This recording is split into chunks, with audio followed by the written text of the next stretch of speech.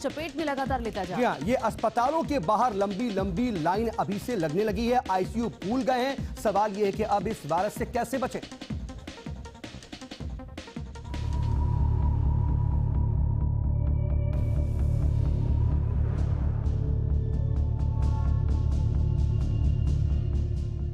Delhi NCR समेत देश के कई राज्यों में एक नए वायरस ने हमला बोल दिया है। दिल्ली एनसीआर में इस वायरस के कारण अस्पताल फुल होने लगे हैं।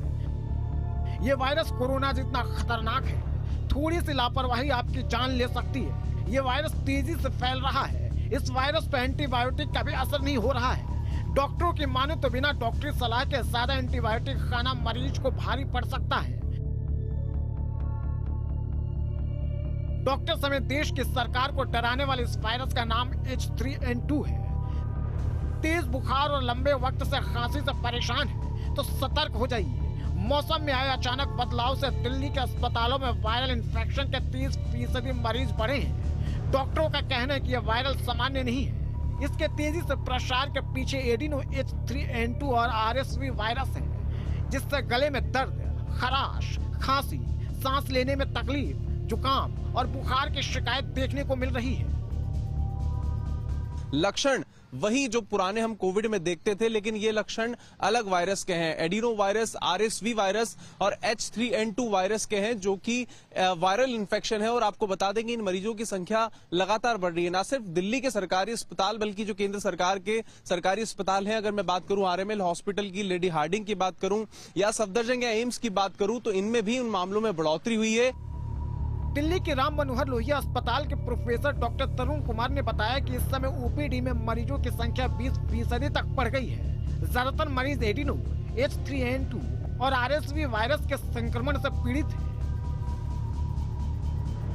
और जब भी वायरस भी म्यूटेट होता है तो भी नंबर ऑफ इन्फेक्शन राइज करते हैं। जो रिसेंट सर्ज आया है, लोग कह रहे हैं कि H3N2 वायरस की वजह से आया है।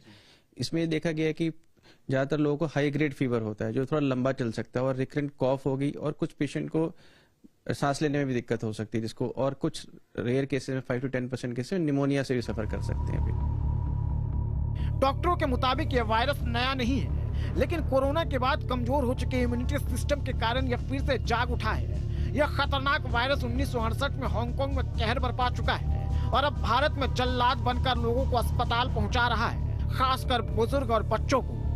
या जो लंबी बीमारी से पीड़ित हैं, जैसे कि टीबी है, एस्थमा है, या किसी को किडनी डिजीज है, या कोई ओबेसिटी और कोरोनरी आर्टरी डिजीज है, उन लोगों को ये ज़्यादा संक्रमित करता है। और हमने देखा है कि काफ़ी सारे जो केसेस हैं जिनका 1 हफ्ता या 2 हफ्ता सिम्टम्स रहते हैं, जैसे ब्रेथलेसनेस है, कॉफ है और फीवर है, तो उसको ये ज़रूर टेस्ट कराना चाहिए।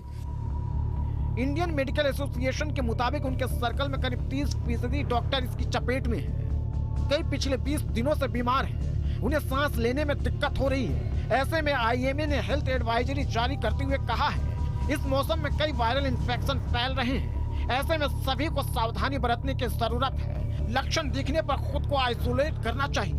बार बार अपने हाथ धोएं और भीड़ भाड़ में मास्क पहने। इसके अलावा बुजुर्ग और बच्चों पर खास ध्यान देने की जरूरत है।